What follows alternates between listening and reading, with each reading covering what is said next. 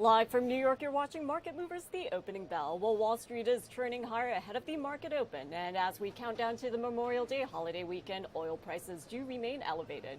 Now, it is a critical week for the markets. All eyes do remain on the AI boom and, of course, the growing pressure on consumer spending from inflation. The broader market is currently running on two different tracks, driven largely by AI developments, as well as a spike in energy prices tied to the ongoing war in Iran. While the S&P 500 recovered from its late March lows, this rally is fairly narrow. About 1/5 of the S&P 500 companies have actually outperformed the index since the second quarter of 2026 kicked off. And that does put massive pressure on Nvidia, slated to report earnings on Wednesday. Now, shares of the world's largest company are up over 1,900% since the latest bull market began in late 2022. Wall Street will be watching closely to see if Nvidia can justify its sky-high valuation and defend its dominant market share. And on the retail front, Walmart will post its quarterly results on Thursday. Home Depot, Target, as well as TJX are also on deck to give investors a crucial look at exactly how American shoppers are handling higher prices at the register. And prices are rising across the board for everything from fertilizer and plastics to aluminum and fuel, which is seriously threatening to squeeze profit margins. And the longer the Strait of Hormuz remains shut down, the harder it will be for retailers to hold the line on margins. And President Trump warning Iran that the clock is ticking. Axios reporting that he will meet in the Situation Room with his national security team to discuss the war. The U.S. and Iran remain miles apart on a deal to end weeks of war and finally reopen the crucial Strait of Hormuz. Well, the stakes are also highlighted again on Sunday when a drone attack sparked a fire at a UAE nuclear plant. Now, moving on to company news this morning, Dominion Energy shares seeing a double-digit rally in the pre-market. NextEra Energy will buy Dominion in a $67 billion all-stock deal. The two companies meet the growing electricity demand from the accelerating artificial intelligence data center build-out. Now, the deal also creates the largest regulated electric utility in the world, with NextEra Energy shareholders holding around 75% of the combined company, while Dominion Energy shareholders hold a little over 25%. And ahead of the market open, we are looking at U.S. stock futures turning positive following Friday's losses. We are looking at Dow futures up by about 0.1%, while NASDAQ futures are higher by about half a percentage point. Meanwhile, S&P 500 futures are higher by a little over 0.2%. Now, a sharp jump in U.S. government debt yields slammed the chip-fueled rally for equities. And this morning, we are looking at the 10-year yield lower, currently around the 4.57% level. We saw the 10-year surging to its highest close since February 2025 at the end of last week. As for the 10-year yield, the 30-year yield, this morning we are looking at the 30-year around the 5.1% level this morning, after seeing its highest close since 2007 last week. And over the weekend, crypto majors in the red as broader macro risks stemming from the Middle East conflict weighing on sentiment. Bitcoin breaking below the 2-week low, and this morning back above the 77,000 level. As for ETH on this Monday morning, we are looking at the other crypto major currently hovering right around the 2150 level. As for precious metals, we are looking at gold higher. Spot gold is currently hovering right around the 45.64 level. As for oil, we are looking at oil prices falling. Right now, we are looking at crude oil currently around, as for spot crude prices, WTI elevated around the 103 level. We are looking at Brent prices currently around the $108 level. For more headlines, let's go across the trading floor to Jane King. Good morning, Jane. Thanks, Remy. Here's a look at your crypto daily download. Tom Lee's BitMine Immersion Technologies reportedly bought more Ethereum. On-chain analytics firm Look On-Chain flagged a $197 million Ethereum purchase routed through 4 newly created wallets. Recently, Chairman Tom Lee said the firm was moderating its buying as it approached the long-term goal of owning 5% of the Ethereum supply. Well, nearly 3 out of every 4 tokenized ETF products live today sit on Ethereum.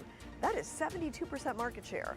The broader tokenized market, which includes everything from treasury bills to equity funds represented as blockchain tokens, is projected to reach somewhere between 16 and 20 trillion by 2030. Well, Michael Saylor is again pointing the market toward a possible strategy Bitcoin purchase. Saylor posted Big Dot Energy on Sunday alongside a chart tracking Strategy's Bitcoin purchases over nearly 6 years. He has often shared similar purchase charts before the company announces a new Bitcoin buy. And cryptocurrency stocks were unable to sustain their momentum Friday after scoring a big legislative win with the Clarity Act. Stocks like Coinbase and Robinhood fell. Meantime, Bitcoin weakened to its lowest level in more than 2 weeks over the weekend, as broad macro risks stemming from the U.S.-Iran war prompted traders to cut back positions. The U.S. and Iran remain far apart on a deal to end the war and reopen the Strait of Hormuz. And that is the latest Crypto Daily Download headlines.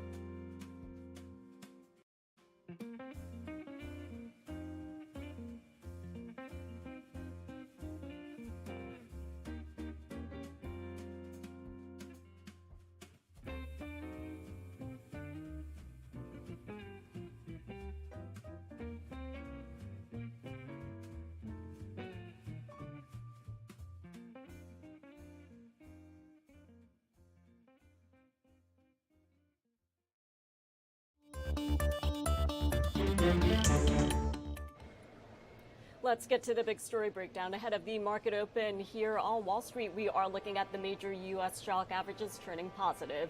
For the year, the S&P 500 is up over 8%. Now, earlier this year, the Middle East crisis did send stocks tumbling, but once the ceasefire was announced, the market did rebound. Wall Street has shifted its focus completely back to economic resilience as well as soaring earnings. Still, oil prices creeping higher on geopolitical uncertainty. And underneath these macro moves, specific sectors are securing massive windfalls. Well, joining me to weigh in this morning is Andrew Rocco, stock strategist at Zacks Investment Research. Good morning, Andrew. Thank you so much for joining me. Well, we continue to monitor the situation in the Middle East as well as progress regarding the Strait of Hormuz. But when it comes to the broader market, what are you paying attention to, especially ahead of Nvidia's earnings this Wednesday? Yeah, so of course I'm paying attention to what's going on in the Middle East. I don't know if you just saw it. A headline just dropped that suggested that there would be a nuclear freeze potential in this latest round of talks. Obviously, there's been several talks that seem to have made progress, and then the Iranians backed out. But that's helping to lower crude oil prices this morning and obviously help equities. And really what we're seeing is we saw a ton of fear come into the market in what I would call a garden variety correction that we had earlier in the year, as there was some fear around AI, some fear around Iran.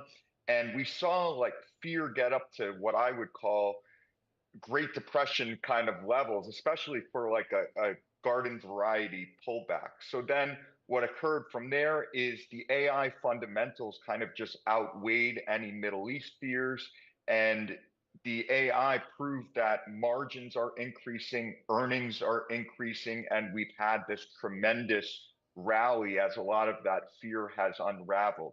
Now, as an investor, I think it's very critical that you know your time frame, because right now time frame is going to be important. In the short term, we've come a very long way. There are a couple signs of froth. As you know, I've been bullish, but I'm getting a little bit less bullish in the short term because there's been signs of froth. We had one day where there was 2.6 trillion worth of notional call volume. So everyone's kind of flipped from super bearish now to super bullish. They're trying to lever up with these options.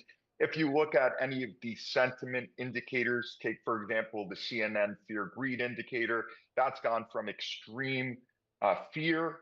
Now it's back up into the greed side of things. And then we've hit some major Fibonacci targets. It's a technical level that I like to use on some of the major names. We've hit it in Micron, Advanced Micro Devices, and SanDisk. So there are things that suggest that the market could take a little breather here. But based on that power and based on the fundamentals, my best and my overarching view right now is that we likely correct through time and not price, because there's just too much buying power and the fundamentals are too strong right now, especially if we make progress on the Middle East front. Yeah, and we continue to monitor any progress regarding the conflict in the Middle East. But we have had the weekend to digest the summit between U.S. and China last week. So, what was your take on the outcome of that gathering, especially as we look ahead to the rest of this year? Yeah, I expected more to come out of that event. You saw President Trump bring a bunch of high-level CEOs, and some potential deals were announced. I did expect more to come out of that event. But again, I think the market's main focus right now is on the AI fundamentals. And as long as this China situation doesn't revert back to kind of a tit for tat, I'm going to raise tariffs on you, we're not going to do business with you type deal like it was in the past, I think it will be more of a side story than anything else. But the positive thing is the sentiment between the two leaders seem to be, they seem to get along well. They seem to say that progress was made and there'll be more talks. But I did expect more. That said, it's not having too big of an impact on the market currently. Yeah, and Andrew, while I have you here, I do want to get your take on iron. So we are looking at Bitcoin prices lower in New York morning trade, but iron is a name that has pivoted from Bitcoin mining to securing a $3.4 billion AI cloud deal with Nvidia. So in a market that is starved for infra, how massive of an advantage is their gigawatt to plug power capacity here? And give us your overview of this company.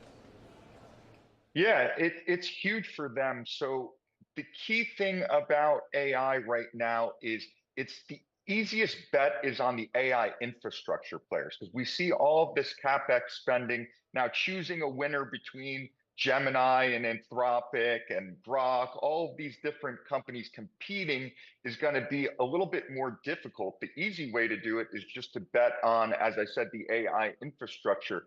The reason I like Iris Energy, or what they call themselves Iron now, is, as we know, and we've talked about, data centers are extremely power intensive. We have this aging electric grid. So unless you're bringing your own power, it could take about 5 years or more to get through all the regulatory red tape to connect to the grid. So Iron is already has 5 gigawatts of secured power capacity global through its ready to plug in sites. Another thing I would mention about them is that they are vertically integrated. So that really helps to boost their margins and their gross profits going forward. And then they inked that deal with Nvidia. The last company I discussed on here that inked a deal with Nvidia, similar type deal, was Nebius, NBIS. So there is a precedent for this. That stock has gone on a tremendous run. And what I like about Iron is they have a ton of revenue backlog and visibility. So they have more than 10 billion in secured deals, expects annual recurring revenue of more than 4 billion. And Wall Street analysts are very bullish on it. Our Zacks census estimates have revenue growing 65% this year and then exploding 235%.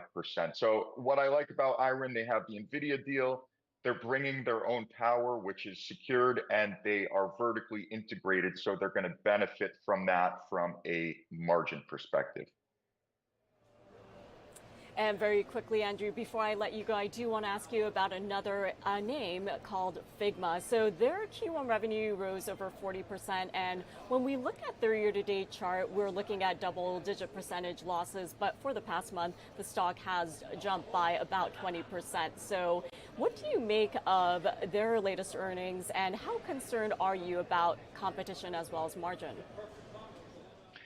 Yeah, so in the software industry, what we saw is a sell first, ask questions later mindset. We had this, what I would call a SaaS apocalypse, and it was mostly due to AI fears. Now, my view on the software industry is the very top tier software companies are actually going to benefit from AI.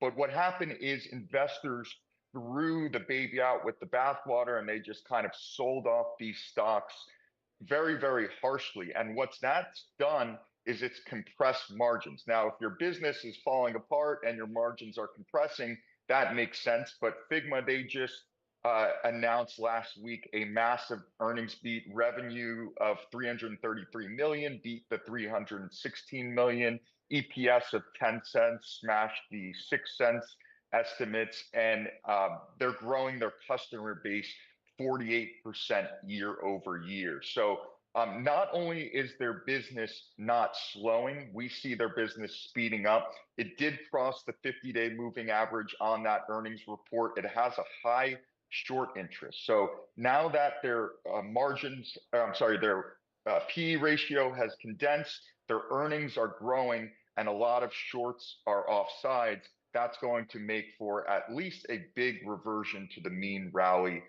in my view, and that's why I own it for clients and in my portfolio as well. Well, Andrew, we will have to leave it there, but Figma is a name that we'll both be keeping our eyes on. So thank you so much for joining us as we kick off a new trading week. Thanks so much. Have a good one.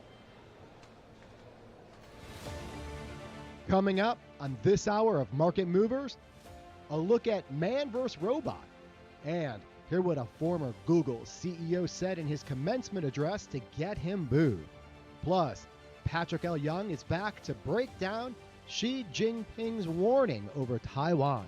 And a Goldman Sachs chief investment strategist tells us where the market stands as stocks kick off trading for the week. All that and more when Market Movers, the opening bell, continues next.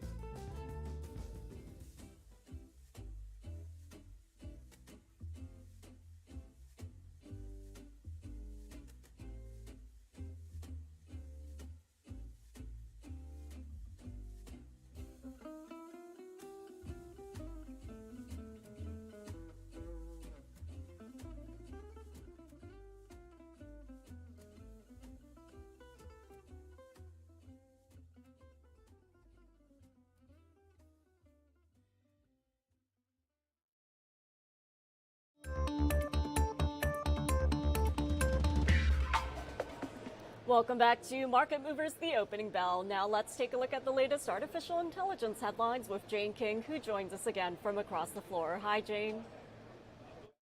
Thanks, Remy. The Bureau of Labor Statistics data show the number of customer service representatives dropped by more than 130,000, a troubling 4.8% decrease.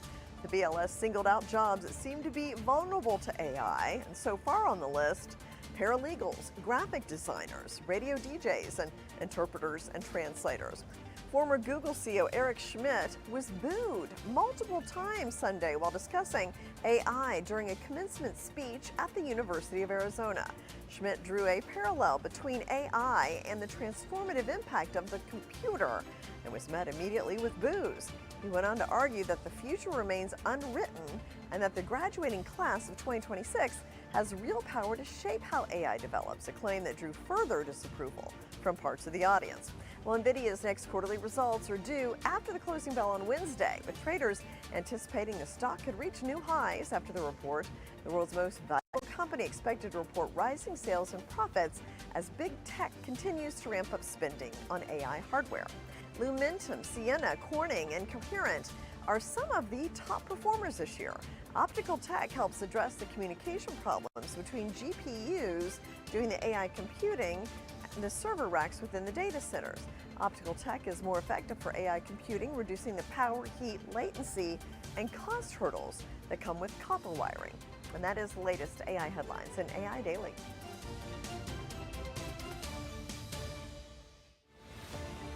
Straight ahead on Market Movers, Exchange Invest Chairman and Founder Patrick L. Young takes us through Trump's China Summit and the warning over Taiwan. Plus, stocks kick off a new trading week with the ringing of the opening bell. Market Movers, the opening bell will be right back.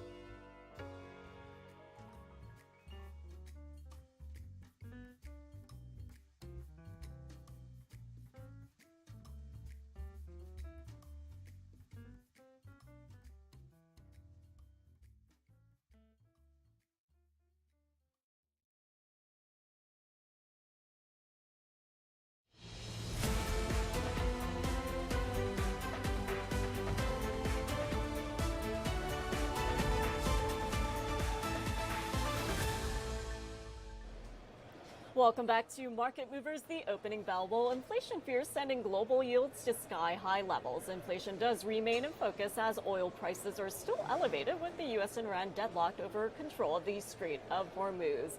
And there are new reports out of Tehran that could signal a major breakthrough in peace negotiations. An Iranian media outlet claims the U.S. just proposed a temporary waiver of sanctions on Iranian oil. Well, joining me this morning to weigh in is Patrick L. Young, Chairman and Founder of Exchange Invest. Good morning, Patrick. Great to have you back. Thank you so much for joining us. Well, we are coming off quite a week with President Trump's visit to China. It was mostly cordial and a productive trip, depending on who you ask. But concerns for Taiwan's security are also emerging as Xi Jinping talked a big game. So what are your key takeaways here? Frankly, I don't think anything much changed as a result of the visit. I actually think we can sleep a little bit more easily. Yes, indeed, Trump did not turn around and actually give a direct commitment to supporting Taiwan. But that has always been the nature of the strategic ambivalence of the USA, particularly so given the fact that the Taiwanese Prime Minister himself has said some things that can be quite inflammatory towards China. And ultimately, the last thing Trump wants to be doing is encouraging either party to get stuck in. Therefore, by giving the Chinese a clear understanding that the USA may well decide that it's going to jump in. And don't forget, the Trump administration's actually spent more money on Taiwan than pretty much any administration administration recently, and there's another vast multi-million-dollar budgetary line awaiting signing on Trump's desk at the moment for more defenses to be sent to Taiwan. So it's not as if he's managed to abandon the ship, but at the same point in time, he's given China the diplomatic niceties that they can understand. And of course, the rest of the trip was the usual: soya beans, blah, blah, blah, all sorts of agri-niceties.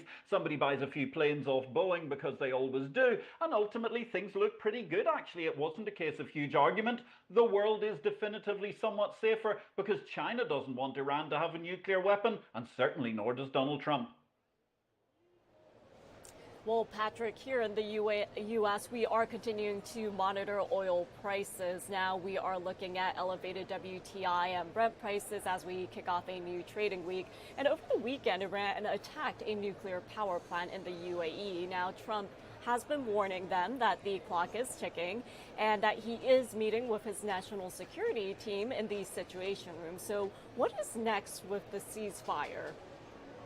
What's next with the ceasefire is essentially who governs Iran. Is it the Iranian Revolutionary Guards Council that seem to be effectively in charge at the moment? They've got a huge amount of economic influence. They're the very hardliners. They want the nuclear weapons. They want to stay in power, come whatever. Or is it going to be a more political leadership who might tend towards being gradually more pragmatic, towards realizing that they risk immolation at the hands of the Americans? They're certainly not doing anything to help themselves in terms of regional politics by attacking the UAE once again or elsewhere. And therefore, ultimately, unity is pretty much against Iran, even if it's only the United States of America that's saying so out in public. And of course, with driving season about to happen, I mean, it's kicking off this weekend, what else can people be worried about but the price of gas? That's quite obvious in the United States of America. Yeah, and Patrick, while I have you here, I do want to shift our focus on across the Atlantic to the UK. More than 90 Labour MPs are calling for Keir Starmer to resign after heavy local election losses. So how will potential challengers navigate the resurfacing debate over rejoining the EU as they actually maneuver for control of the party? The valley of madness has descended upon the UK Labour Party. I mean, ultimately, having governed abysmally for the course of the last 2 years, now we're in the situation where there is one clear candidate who is believed to be hugely popular. He occupies the left of the party's fringes. He also happens to be fanatically pro-European Union. His name is Burnham. And his problem is that he's the mayor of Manchester. He's not in Parliament. So he has to go to a by-election. One of his allies has resigned. They're organising the by-election right now. But here's the rub. Even though Mr. Burnham is a local boy in this constituency, very popular personally, actually the vote of the people in the area is hugely against the European Union, fanatically in favour of the new upstart party reform. This is the by-election of the century, quite possibly. Certainly the by-election of the post-World War II era in the UK, because if Andy Burnham can win this, then he's going to be leader of the Labour Party, ergo he's going to be Prime Minister. If he loses it, his career is over, and Keir Starmer may well try and shamble on as an ineffective Prime Minister for many more months to come. Well, Patrick, very quickly, I do want to ask you about the U.S. and Nigeria collaborating on a joint counterterrorism operation to neutralize the deputy commander of ISIS. So what do you make of this? Well, it takes us all back, doesn't it? I mean, we're just thinking about the fact that there's only one or two threats in the world and we've all focused on the Hormuz Strait. But actually, it's a dangerous world out there. There are a large number of terrorist organizations who'd like to take down the prosperous West. The fact that the US is cooperating with Nigeria, amongst other African nations, I think is a great point. It's a new dawn in Africa. It's a new dawn in US-African relationships. And therefore, the US is trying to do the right thing by managing to make sure that there are fewer evil people in this world. And ultimately, they're working with the growing powers of Africa. Nigeria, incredible population pyramid, huge amounts of oil, amongst other resources. That's going to be a massive growth story for the century to come. Well, Patrick, a lot of regions in the world to keep our eyes on. So thank you so much for weighing in. And as always, thank you so much for sharing your perspective. Well, ringing the opening bell here at the New York Stock Exchange to kick off the trading week is Pelagos Insurance Capital Limited to celebrate their new brand identity as well as ticker symbol. Now, this is a Bermuda-based global specialty insurance and reinsurance company. The company has updated its symbol from FIHL to ticker symbol PLGO. And as you can see, we are ready to ring the opening bell here at the New York Stock Exchange. You can see the CEO, Dan Burrows, standing on the podium, who will be ringing the opening bell. And as we await the market open here, we are looking at most of the major U.S. stock averages trying to turn positive on this Monday morning. Take a look as we ring in the trading session.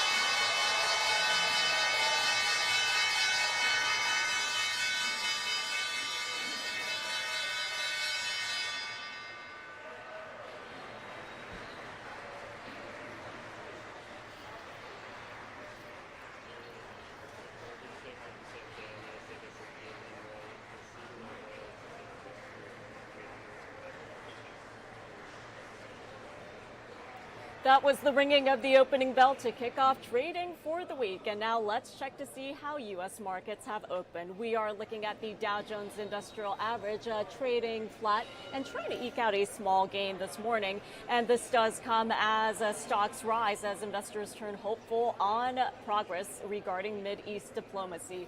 As for the Nasdaq Composite Index on this Monday morning, we are looking at the index turning higher right now, and the S&P 500 is also up this morning, up a little under 0.1%. As for the NYSE Composite Index, we are looking at a positive open with the index higher by 0.1%.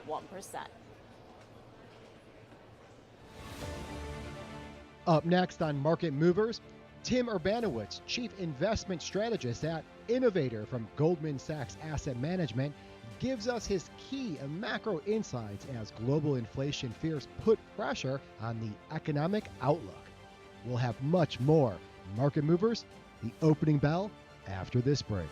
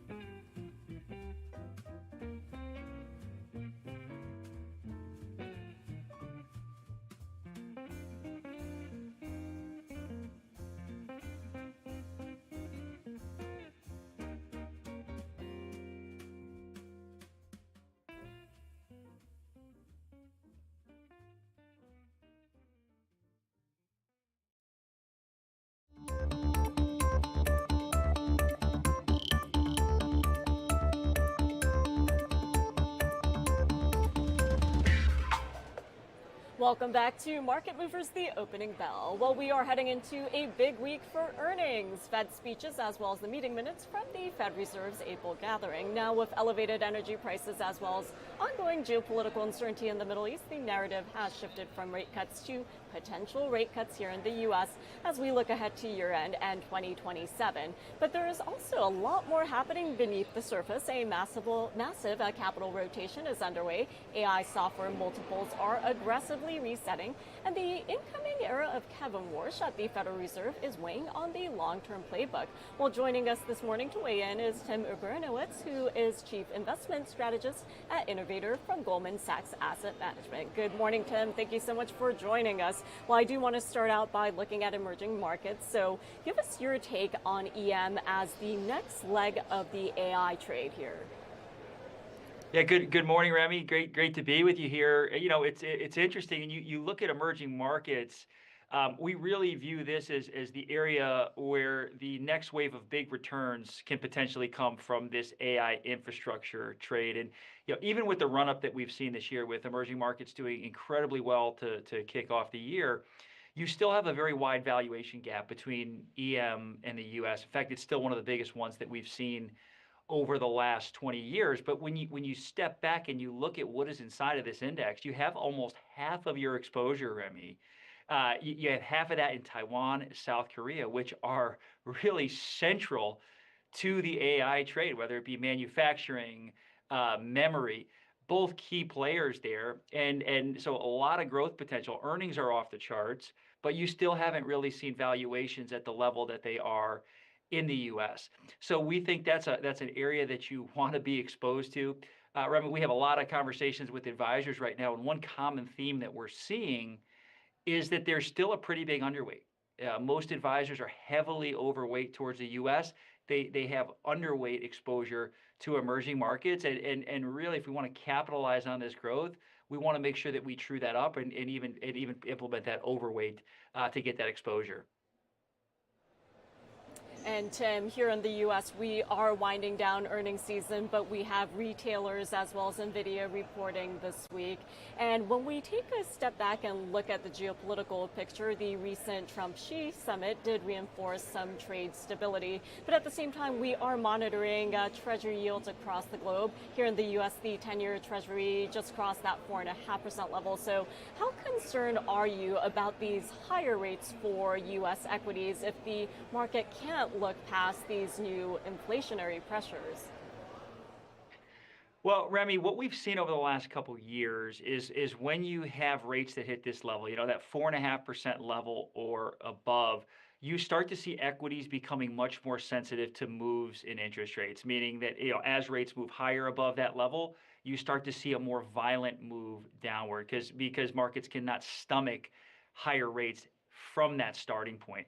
So we want to be very cautious of that. And I think if you take a step back and you look at, okay, what is the key threat to my portfolio right now? The key threat here is that this situation in Iran does not get resolved quickly. The conflict drags out. You drag in more of these Middle Eastern nations. The Strait of Hormuz stays closed.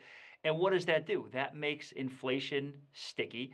The jump that we saw in CPI and even core CPI, given the spike in energy shocks and the factors that had across the entire CPI basket, that's a risk that stays sticky. And when that stays sticky, we see interest rates having to move higher to account for that. So that is clearly the key threat here.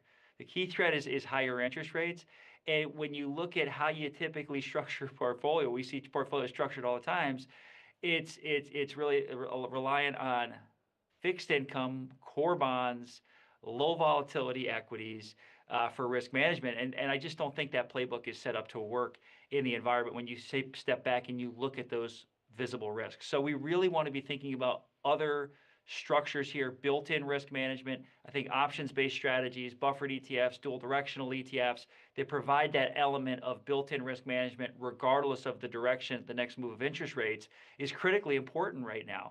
And again, that risk is very visible. I think everybody out there knows it is the biggest risk to markets. And so we need to see portfolios being structured in a way where we're aware of that. Yeah, and you mentioned a key word here, and that is risk. Here in the U.S., we are counting down to the Memorial Day holiday weekend, and that also means that driving season, the summer driving season, is about to kick off. And WTI still remains elevated here, but the ongoing Iran conflict does leave Europe highly vulnerable to recession risks given their weaker economic starting point as well as their reliance on energy. So how can investors actually leverage EM oil exporters to offset this downward pressure at the index level?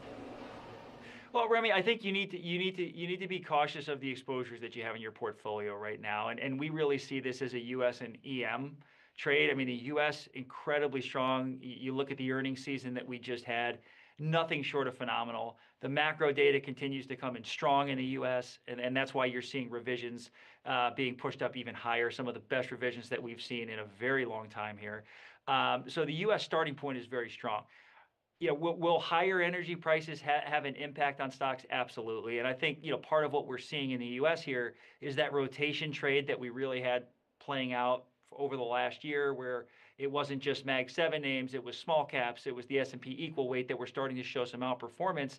Higher rates have a much bigger impact on those names. And we think that, you're going to need to see interest rates come down to see that rotation trade in the US continue. Shift over to Europe, I think the starting point is much, much different. Growth was not strong coming in. Inflation was already somewhat problematic. They're very heavily reliant on oil imports. They're a net importer. That's a problem, okay? And the longer this conflict drags out, the more of a drag it's going to be on growth in Europe, which is going to be a problem. And you look at that market, we just see it as very high risk. Obviously, if the conflict resolves quickly, they're gonna be a big beneficiary of that. But it doesn't look like it's going to. And again, I think the market continues to look for very short, simple solutions to complex problems. Iran is an incredibly complex problem with their ideology. It's something we've been dealing with for half a century. And to think that we're just going to get this situation resolved with some negotiations in the next couple of weeks, I think is naive. And so we want to prepare for our portfolios for the possibility that this could extend. And Europe, quite frankly, is very, very exposed to this conflict escalating. EM, you still do have some of that, some of those issues.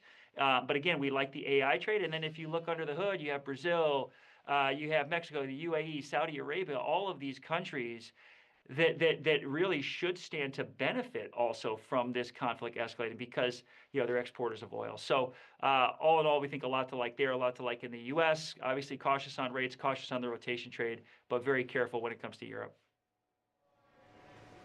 And finally, Tim, before I let you go, I do want to look at small caps. In New York Morning Trade, we are looking at the Russell 2000 pulling back slightly, but we have to keep in mind that year to date, the Russell is up over 11%. And small caps have been seeing incredible resilience in 2026, outperforming the S&P 500 on positive days. So why do you believe that this asset class will be a top performer once some of this geopolitical tension does finally subside? Well, Remy, at the end of the day, you look at what drives small caps. What drives small caps is economic growth, and again, the growth backdrop in the U.S. is very, very strong.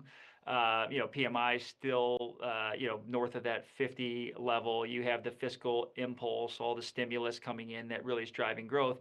I do think earlier in the year, up until I'd say before the start of last week, when the market was selling off, you saw small caps selling off more, but also at a muted level. I think you were trailing by about 15 to 17 basis points on down days, which is not much given typically the higher beta nature of that asset class. And then on up days, you were seeing about 30 basis points of outperformance.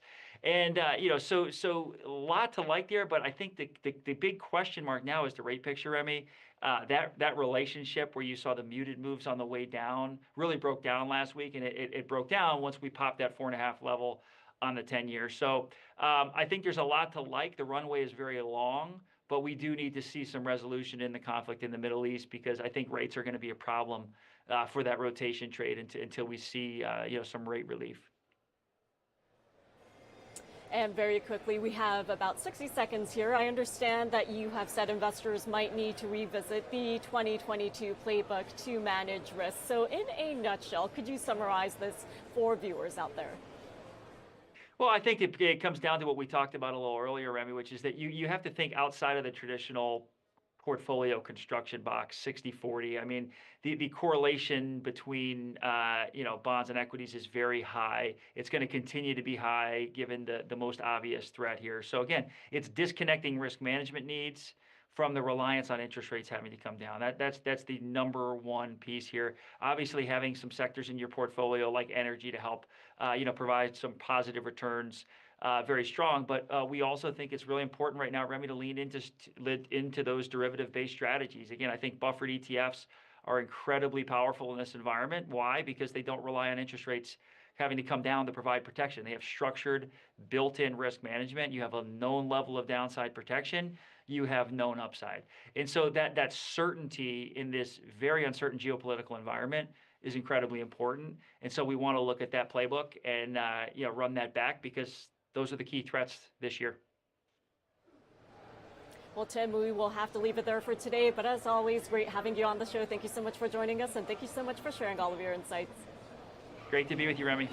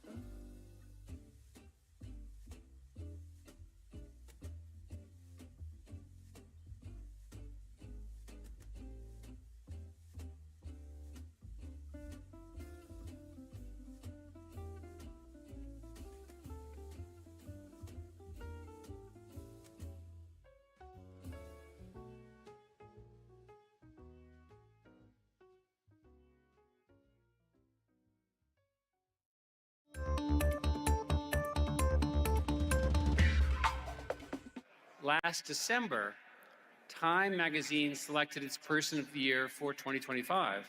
And this time, it was the architects of artificial intelligence. Interesting.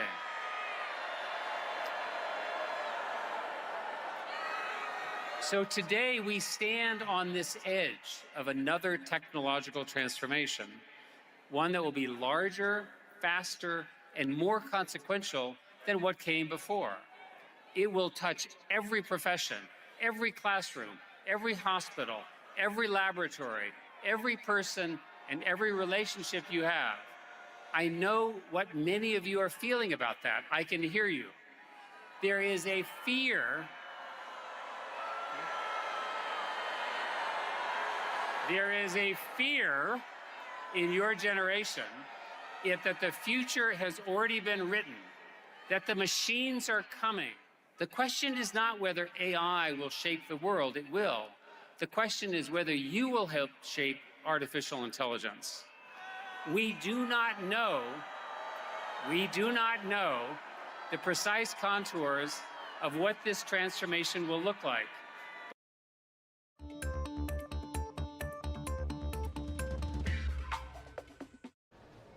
Let's check in on some tweets, posts, and pics. Let's take another live look at Figure's humanoid robots. Well, last week, the robot's 8-hour shift turned into 4 days of continuous package sorting, with the robots sorting through over 100,000 packages. Now, Figure is setting up a man versus machine challenge, pitting the humanoids against human interns. After a full-hour shift, the human barely coming out on top, beating the robot by less than 200 packages. While Figure's CEO saying the human workers' fingers are blistered as the worker helps himself to a brewski. The CEO also claiming that this is the last time humans will win. The human worker is now on a much-deserved break, but the robot is still going. And separately, another rebrand with a short lifespan. Spotify is going back to its old logo. The music streaming app posting on X, quote, "All right, we know glitter is not for everyone. Our 10th glow up ends soon. Your regularly scheduled Spotify icon returns next week." Now, Spotify has recently updated its app logo to be a disco ball, which has led to some criticism that, well, it's ugly. And another brand returning to its roots, Pizza Hut, has redecorated 80 locations to make them look like they did decades ago. Dowline Corporation President Tim Sparks trying to cash in on nostalgia, with the brand bringing back red vinyl booths and plastic checker tablecloths. Now, Sparks saying he fell in love with these Pizza Hut classics as a kid, and that families travel from hours away to bask in the retro glory. The interior of these locations also feature the red cups, stained glass lights, a jukebox, as well as a salad bar. Upcoming on Market Movers, Solana Institute President Kristen Smith tells us what the Clarity Act passing the Senate Banking Committee means for DeFi, and gives us a timeline for when the key legislation could be considered by the full Senate.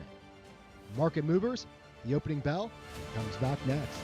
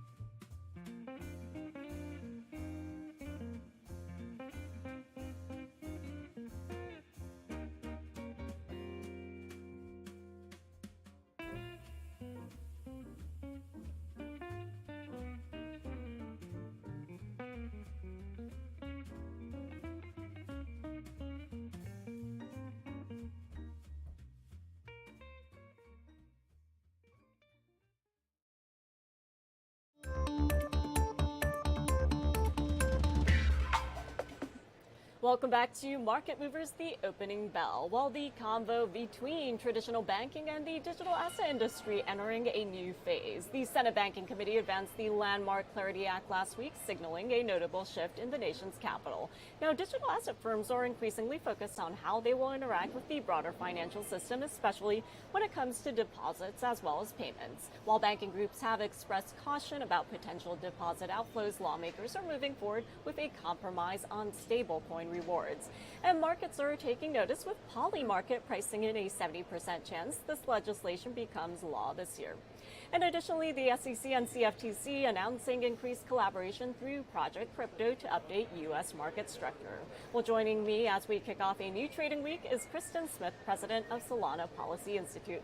Kristen, good morning. Thank you so much for joining us. Well, the Senate Banking Committee recently advancing the Clarity Act and navigating some complex discussions around stablecoin rewards. But what do you make of the progress that we have made so far? Well, Remy, I think this was an absolutely critical step. We needed this bill to get through the Senate Banking Committee for it to have enough time to get through the full Senate and completing the process. So the fact that the Senate Banking Committee got the vote and in that it was bipartisan vote really does give this legislation life and an opportunity to get done this year. So we're really excited. I think that the senators on the committee have been working very hard on this, and that they came up with a good compromise that makes sense for both crypto and the banks, and they're moving forward and on to other issues as they go forward.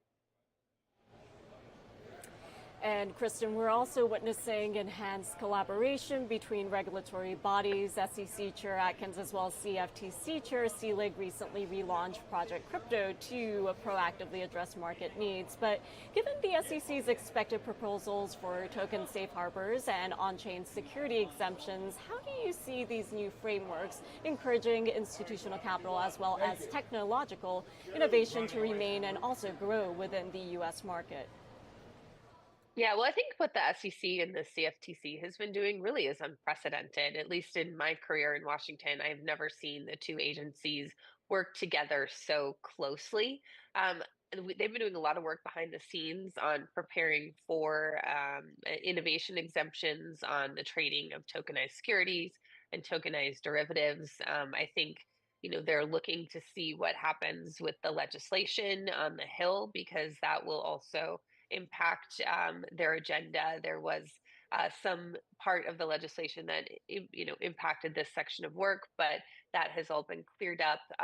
But no, I think what they're doing is critically important, and I think that if you look at if you look at what's happening on chain, if you look at the explosion in stablecoin issuance, and now the increasing interest amongst traditional institutions to issue assets on chain, like Solana, you see that this is where everything is headed, and I think it's great to see that the regulators are ready to meet where the technology is going and do it in a relatively quick time frame. Yeah, and I do want you to expand on this. As you mentioned, policymakers are keeping their eyes on-chain capital markets. But when it comes to Solana, how well positioned is Solana to serve as a foundation layer for issuing and also trading traditional financial assets?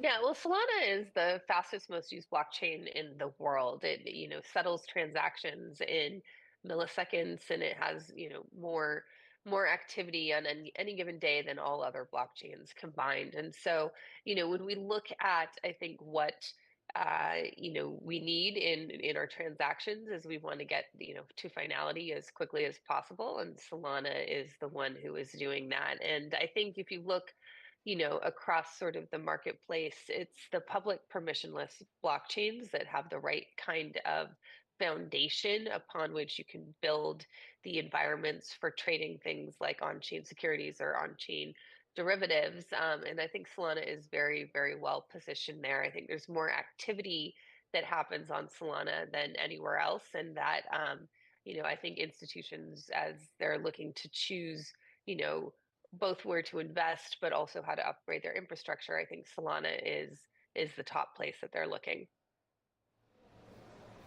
And finally, Kristen, before I let you go, I do want to turn to the current market environment. We are observing some cyclical moderation driven by broader macro factors here, but with fundamental developments like real-world asset tokenization as well as AI integration, how should investors out there be interpreting this recent volatility in the context of a maturing digital asset market?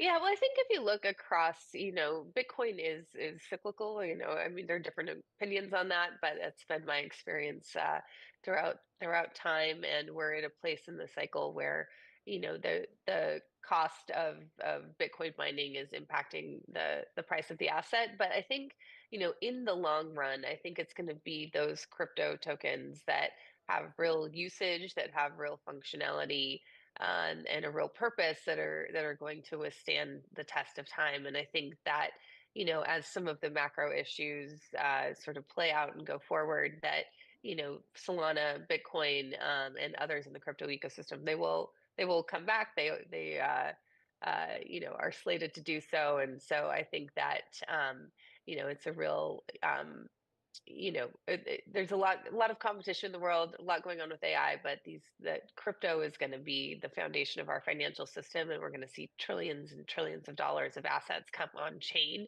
And I think that is, critically important that the networks and the tokens that help run these networks are going to respond accordingly.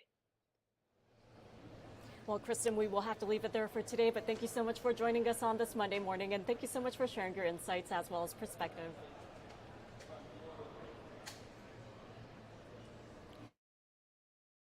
Today's trading session, and we are looking at the major U.S. stock averages managing to hold gains. We are looking at the Dow Jones Industrial Average higher by 0.3%, and right now we are also looking at the NASDAQ Composite Index back higher, advancing by a little over 0.25 percentage point.